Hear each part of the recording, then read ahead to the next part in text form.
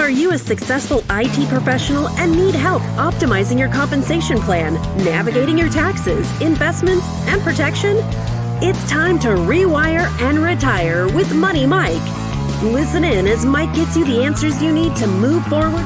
Now, on to the show with Money Mike. Hello and welcome to Rewire and Retire with Money Mike. Well, today is going to be a great podcast, and I can tell you already, I know the subject, and it's emotions. We're going to be talking about emotions today, in finance, in life, in everything. Right, Mike? Absolutely. All right. Well, I'm going to go ahead and just stop this music now, just so, we can get on with the podcast. Okay, so emotions. This is not an emotional podcast normally. What's going on? Emotions play such a huge role in investing and money and planning and everything we do as advisors that it has to be one of the things that we talk about in this podcast. And quite frankly, Eric, I think we're going to talk about it a lot. I think it's just going to keep weaving itself into, future podcasts as we go on. But yeah, emotions play a huge role in how people think about money, how people, what they do with their money, how they react to certain things. And, as an advisor, I found it challenging at first. So I read up a lot on behavioral finance. I'm taking a course in it right now. So it translates across everything to do with what I do for my clients.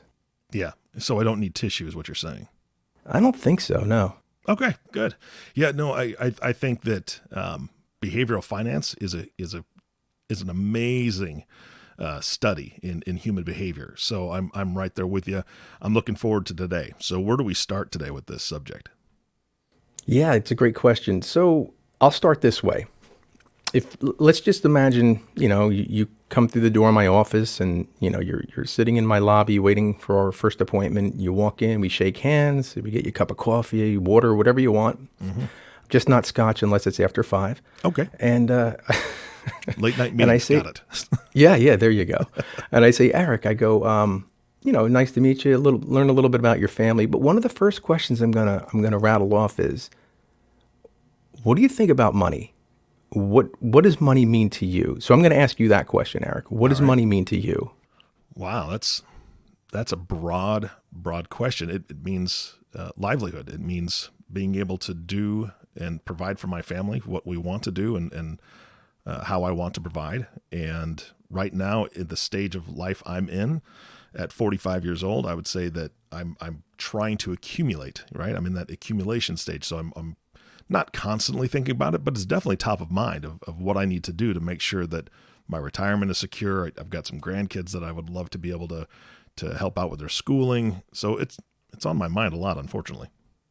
Right. And then the next question I'll follow up with is, I'll just say, we're role playing here. So I'll just say, so Eric, I hear that a lot. Tell me, who was your biggest money teacher in life?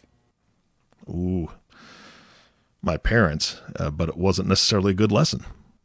Okay, good. That was my next question. So what did they teach you?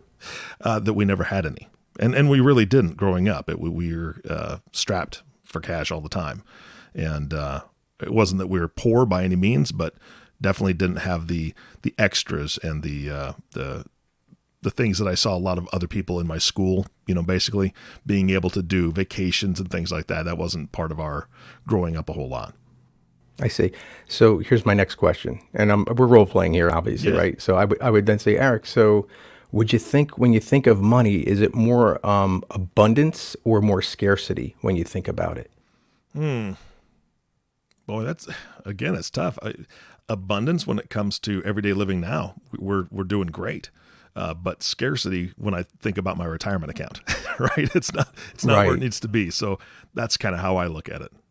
Well, that's good, because if what you told me about your upbringing and where you are now and how you think about money has kind of done a 180, that's great. But do you understand where I'm going with this? You can see right away that fork in the road. Well, is somebody an abundance mindset or is somebody a scarcity mindset? And now we're going to peel the onion one more layer and keep going here. So if you're an abundance mindset, you think of money and you think of great things. Oh, like you just said, I can pay for my grandkids' education. I'm able to do wonderful trips with my family. I'm able to provide a legacy if that's what I want to do.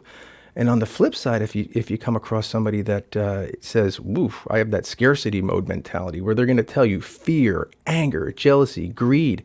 So you really have to immediately understand who you're working with and what they perceive money to be. Is it a good thing? Is it a bad thing?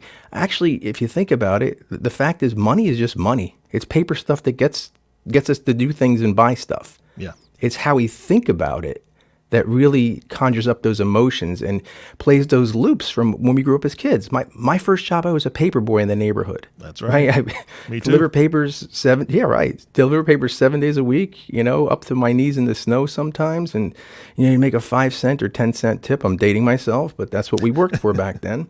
And, I understand money. I appreciate it. I know where I came from. But I don't know my client when they walk through the door where they came from. So immediately I try to dial in. And I think most advisors try to do that too. Dial in, figure out what does this person think about money? What's their emotional connection to it? And are there things in the way? Is there stuff holding them back? And I'll just tell you one thing that I've learned is sometimes people, when they walk through the door, are really pushing themselves into that uncomfortable zone because they have that scarcity mentality or that fear or that anxiety every time they think about money, or regret, like, oh, maybe I didn't save enough. Oh my God, what's this advisor going to say to me when I meet with them? Mm-hmm. The reality is I give those people a lot of credit, but walking through the door to talk about your finances is the first step in making things better. Yeah. So you can see how the emotions play like a huge impact, like have a huge impact in someone's finances, their mindset. And it also helps us understand as advisors, like what's going on in someone's mind, like how are they going to respond to this or that? So at the end of our mock appointment, Eric, like we were doing at the beginning, I would have a really good assessment on who you are, and I'd be able to summarize it up at the end for you and in an email after you leave. But I just find the process so therapeutic for so many people that have this fear or this just, scarcity mindset that they haven't done enough. And, providing positive encouragement is always the way to go when you're trying to educate somebody on finances. Mm-hmm. Everyone's done something good with money in their life. It's not like you've done everything bad with your money. It's just maybe you haven't made some good choices. I'm guilty of it too. You go into the store and the salesman tries to upsell you on a nice TV. Okay, I want that one. We all do that. But or a minivan with 3 TVs. Right. Yeah. I'm sorry about that. Yeah. Still bitter. I leased it too. It wasn't even a sale. It was a lease.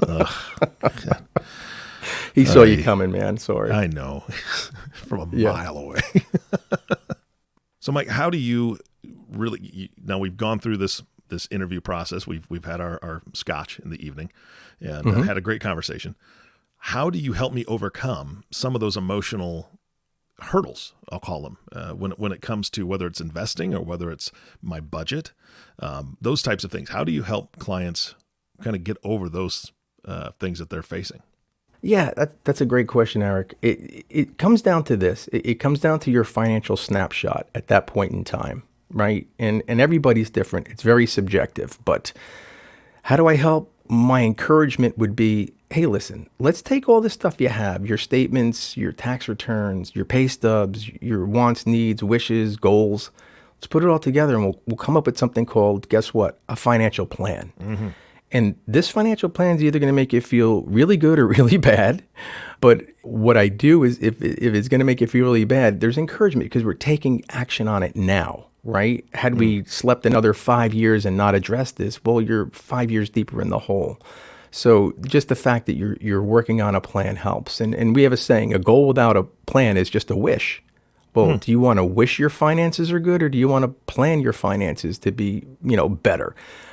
So we always want to tether, a financial plan to everyone because it's what they need. We're talking about who you are now, Eric. The guy that overbought on a minivan lease, and a guy that was a paper boy, and a guy that wants to provide a legacy for his grandkids. Well, you've made that whole change in your life. You've gone a complete 180. That's great. But now let's see how we can really make that thing happen that you want in your life. Let's see if we can leave the grandkids money or your children money to take care of your grandchildren. So, the financial plan is our roadmap. It helps us figure out what we're trying to do. And the interesting thing is this, so last year, 2019, the S&P 500 was up, I don't know, something like 26, 27% for the year, right? It was like a roller coaster, but it was, at the end of the year, it was up 27%. That's a great year, man. Oh my God, it's a great year. But when you do a financial plan, we measure results. If you're just investing money, you're measuring performance. Performance doesn't tell Eric how much he can take care of his, grandchildren and children. Yeah. But results do, which is why we always want to start with a plan, because a plan measures results. I don't care what the market did last year. Hey, am I happy it did 27%? Yeah, absolutely. Does it help my clients, get closer to their goals and retirement dates? Without a doubt. But the reality is, if we don't tether our investments to a financial plan, we're only measuring performance, and performance just leaves us in a limbo state. We don't ever feel like we're making any traction or any progress. When we measure results, we can see the progress we're making year over year. And I can't tell you how that helps people feel. Yeah. So when you say results, you're looking for, you're going to talk to me about goals. You're going to talk to me about all the things that I want, like leaving the legacy, like being able to afford to, be able to take some family vacations, so on and so forth. Looking at that, being able to say, okay, here's where your investments are. You're not measuring the investments necessarily. You're saying, okay, if this is the legacy that you want to leave, each child $250,000 or each grandchild $250,000 for their ongoing education. The results would be, you could kind of track, you're on point to have this for your retirement. This is your monthly income we've talked about that you want in retirement. Plus you're going to be able to do this during your lifetime and give your grandkids this gift. Those are results you're looking to measure, correct? Right. And we see year over year as we revisit the financial plan, how close we are. Are we on track or aren't we? It's very binary. Once you have a plan, it's like, are we on track or aren't we? Mm-hmm. And guess what? If we're not on track, what do? Make adjustments, right? It's like anything else.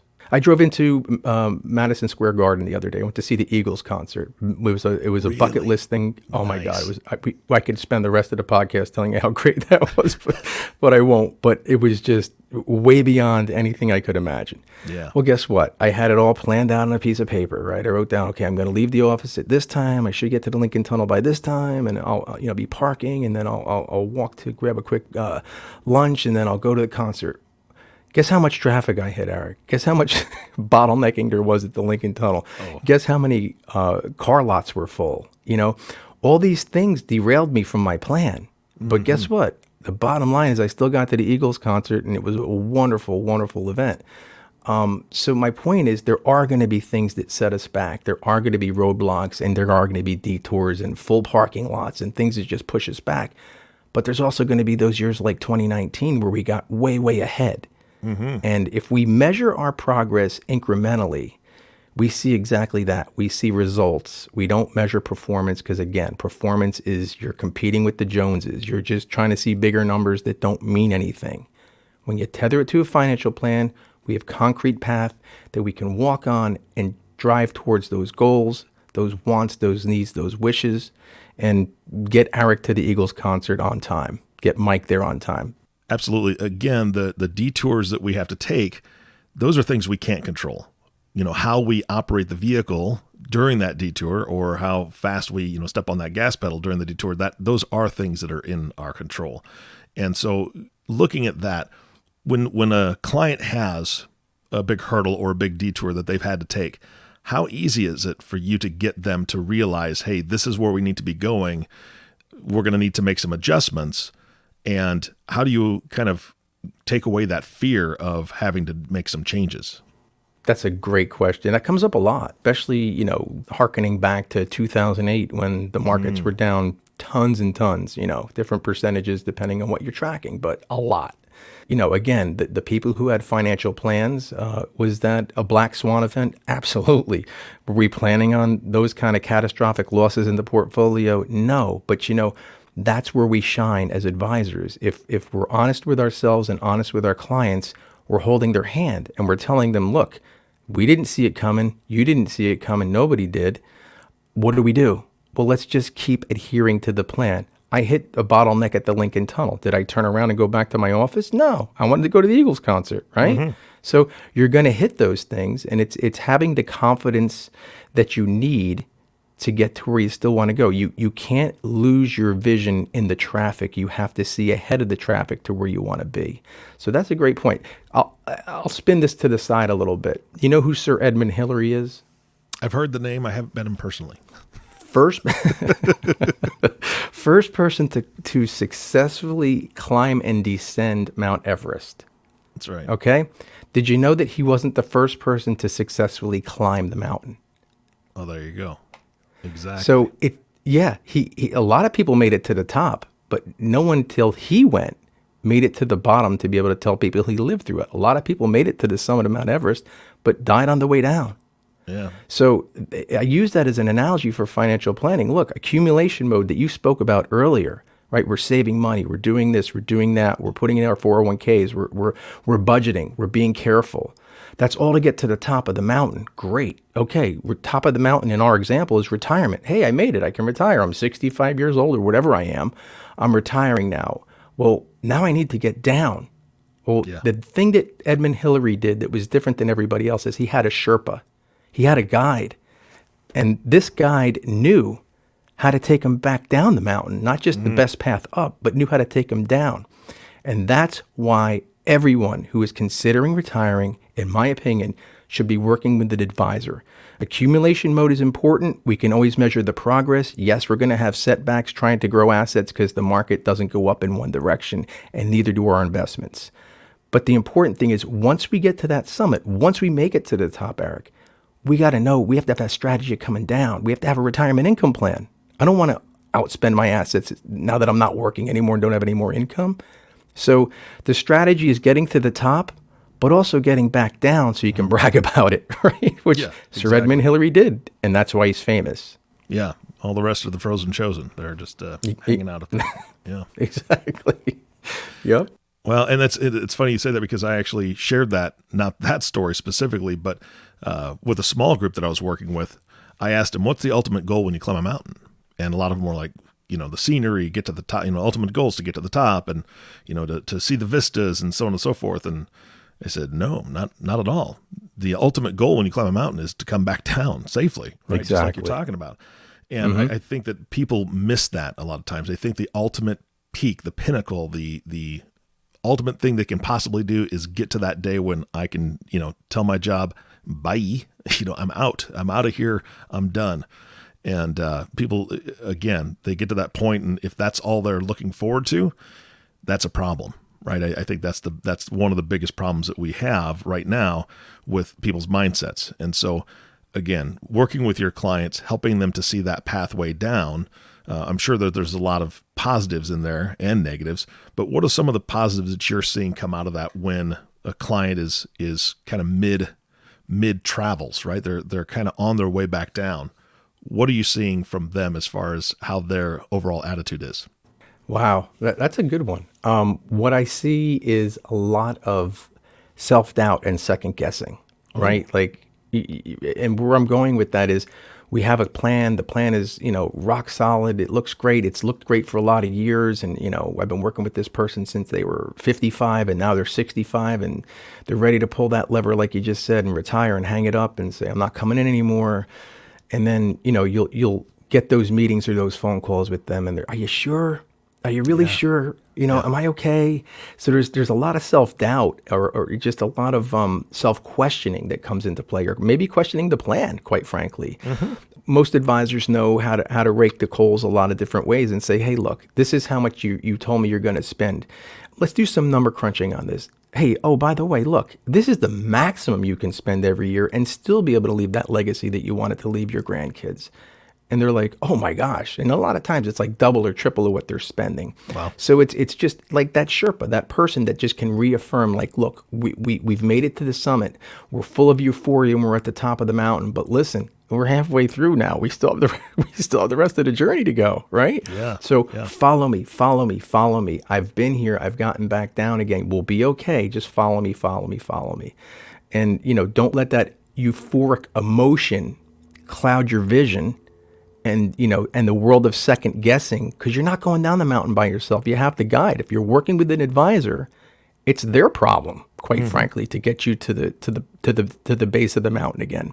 So that's, I find a lot of times, Eric, to answer your question, there's a lot of that doubt and a lot of tire kicking and a lot of like, prove it to me, prove it to me, prove it to me, before they actually pull that lever and leave work.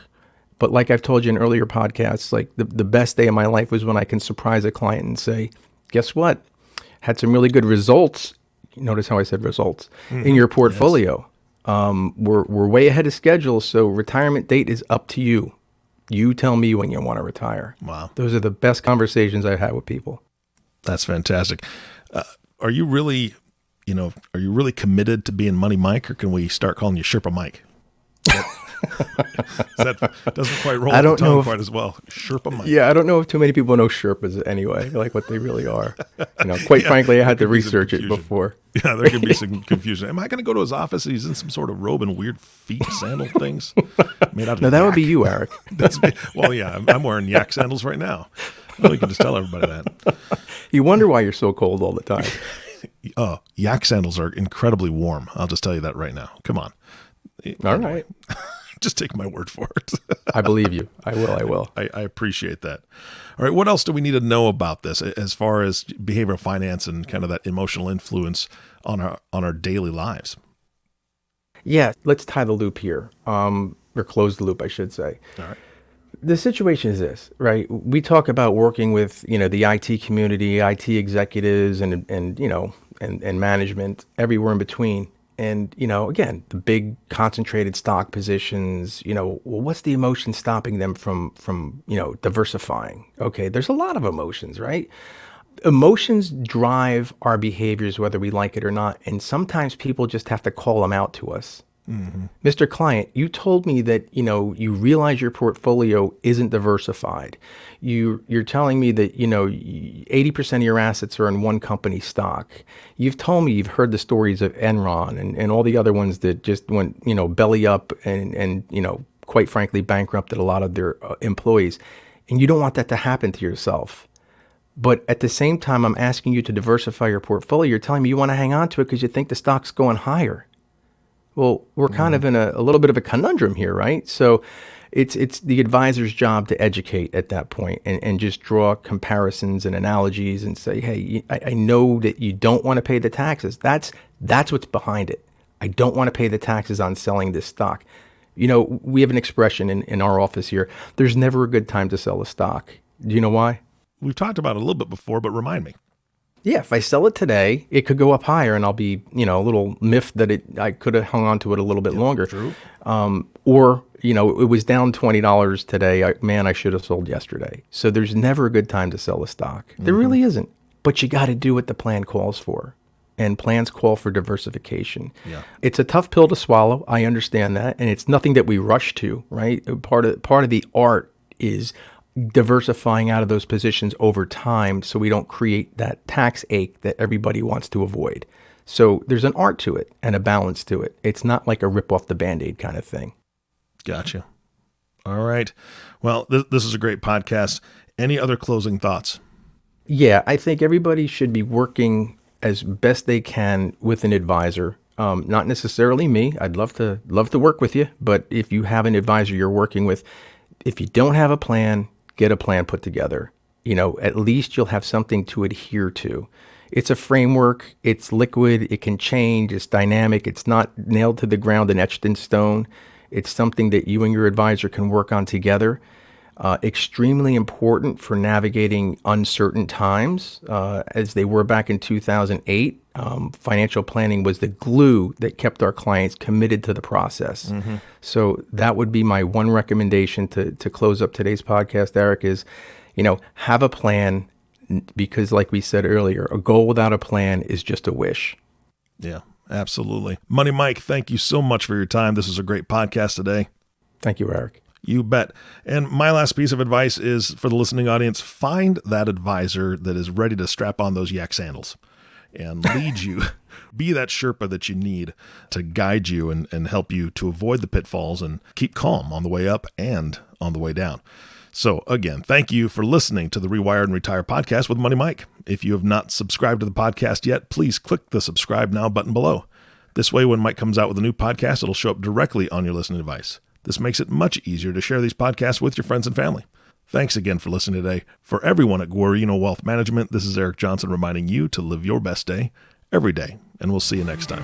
Thank you for joining us on the Rewire and Retire podcast with Money Mike. If you want to learn more about how we can help troubleshoot your financial and retirement strategies, click the subscribe button below to be notified when new episodes become available. The information covered and posted represents the views and opinions of the guest and does not necessarily represent the views or opinions of Guarino Wealth Management. The content has been made available for informational and educational purposes only. The content is not intended to be a substitute for professional investing advice. Investing involves risk, including loss of principal. There is no guarantee that a diversified portfolio will enhance overall returns or outperform a non-diversified portfolio. Diversification does not protect against market risk. Always seek the advice of your financial advisor or other qualified financial service provider with any questions you may have regarding your investment planning. Securities and advisory services offered through LPL Financial, a registered investment advisor. Member FINRA/SIPC.